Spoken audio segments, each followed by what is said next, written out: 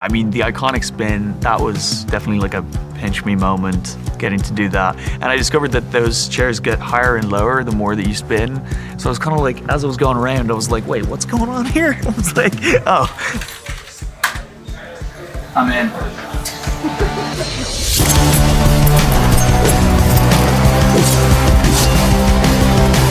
I'm Patrick Gibson, and I'm about to kill my first victim.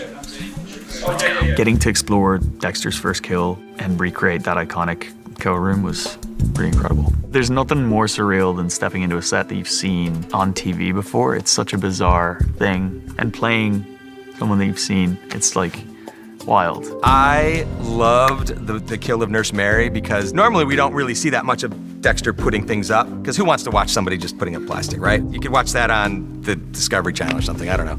But he wraps everything. Part of the rules of the code is like you don't want to get caught and you got to make sure there's nothing left behind. So a lot of that overkill is because he's been thinking about this for so long. This is the opportunity for Dexter to finally act on what has been tearing at him his entire life, and it's appropriately sloppy.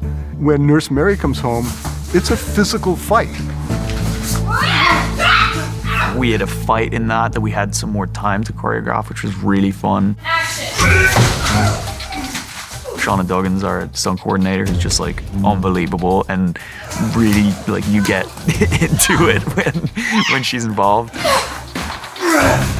People who are used to watching the show, they see how smoothly the adult Dexter can get somebody on the table. This is his first time. His skill level is nothing close to what you would remember from the OG show or New Blood.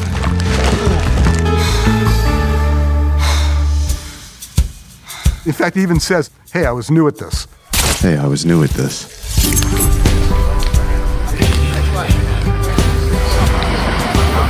The first day of shooting was in Miami for me in the mangroves. Yeah, it was the first day of meeting Patty, working with him. I don't know, I liked him immediately. It was a great first scene, I think, to start with. Father, son out there on a hunting trip, and son just telling him that, you know, these trips, they're just not doing it for him anymore, you know? Taught me the code to help me channel my urges. What's the point if I can't even use it? Killing a person, it's not that simple. Once you do it, it can't be undone. I almost did. Unfortunately, it just is too much for Harry in that particular moment, and he does fall backwards.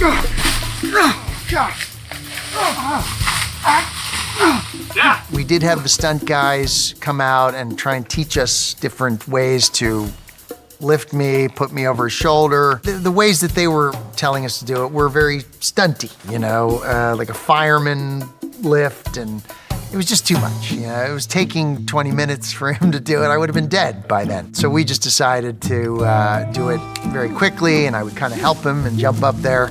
And yeah, look, Patty is a very strong guy. He's really, really strong. But after doing it 6 or 7 times, you know. No, it's good. There were a couple moments where you know, look, we both fell over. Yeah. And cut it. In that same episode, there's the elevator doors open. Everything's dressed. Everyone's there. We were so lucky. We got our first choices in everybody we cast the net for. Angel.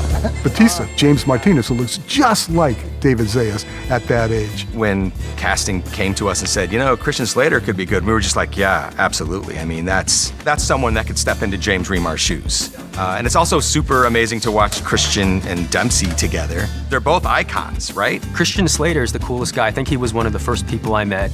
And immediately after I saw him, he's like, hey, can you believe we're doing this together? And I'm like, I can believe you're doing this, Christian Slater. Harry. Yeah, having been a fan of the show, walking around that set was surreal and a lot of fun. It's the exact same set built off of the exact same actual paper plans. Every time I go there, I have to take a step back and appreciate it. Eric Weiler and his whole crew put together this like sort of picture-perfect version of what a 1991 Miami Metro would be. And there's like little changes that you might notice. There's like a window in a spot that might not have been.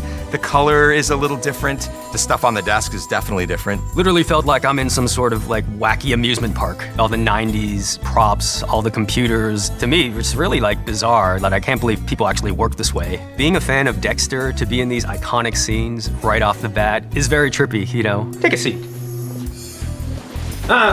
You get the little one. I'm trying to stay in character as Masuka, but at the same time, as a fan, I'm like, this is so cool. This is so awesome. I feel very grateful to be a part of it.